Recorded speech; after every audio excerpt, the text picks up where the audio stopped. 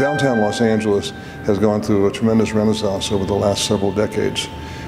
It's now a 24-hour community with 50,000 residents and growing, with the transit that brings millions of people a year to downtown, with the cultural tourism. Gone are the days where it was 9 to 5. You know, I've admired PacMutual building ever since I was a young lawyer practicing law in the late 60s in downtown Los Angeles. What we saw in PacMutual was the ability to do a different type of office space. Some people call it creative office space, other people call it collaborative space. It's not a series of cubicles or offices, but rather open floor plan where people can work in a very collaborative environment.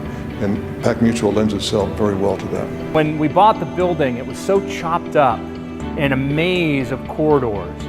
Everything trying to look like a 1980s Class A office building.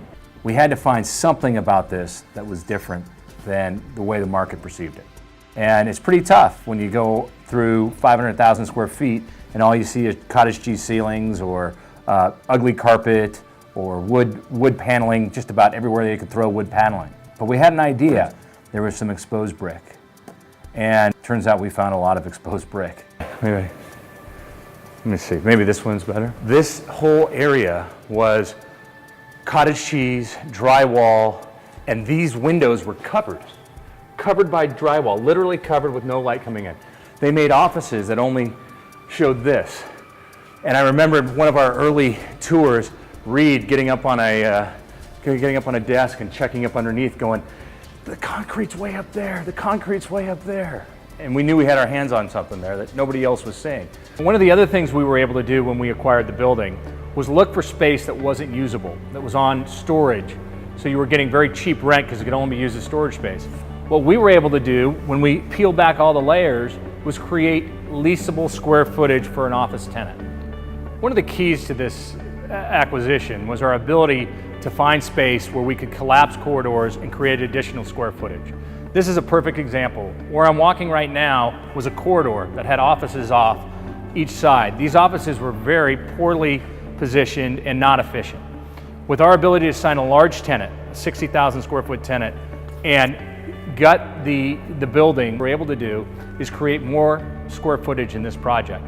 We acquired the building at 435,000 square feet. We're now at close to 460,000 square feet. Our team looked at the bones of this building and said, if we're able to deliver something unique, something you can't get anywhere in downtown LA, people will pay more in rent.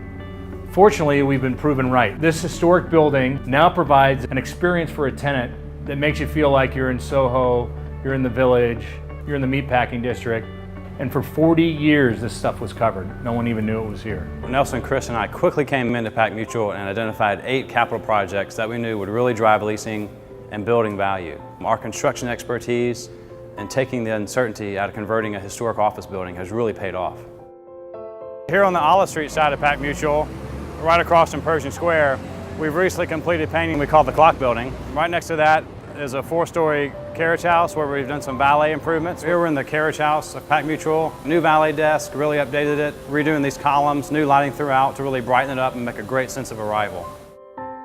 We're demoing a retail space between the 6-story Clock Building and the 4-story carriage house. And here we're creating a pocket park, tenant amenity, people can come in off the street, have coffee. Another example of a CapEx project that we identified early on that's really going to drive leasing and really drive up the value of the building. So we are taking an old Verizon suite and we're going to demo out this area, the full width, and make an outdoor open air courtyard with a patio for Le Pen Quotidien on one side and a patio for Tender Greens on the other side. And there'll be a common walkway through the middle. It's going to be a really great dining experience. We've been able to redo the corridors, remove the carpet that's been covering the entombed marble, redo the ceilings with brand new LED lights, really brighten the corridors up and make it a place that tenants want to be.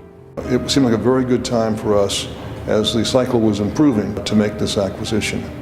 And all of our projections and forecasts have turned out to be conservative, and things are really extremely robust in downtown. One of the keys to this project has been always trying to keep the best of what was here, not really reimagining things from scratch, but taking the nuts and bolts of it and bringing it back to what it was envisioned in the 1920s. I love that we're doing so much construction at Old PacMutual and transforming this city block in downtown Los Angeles. Downtown Los Angeles is truly a very special place.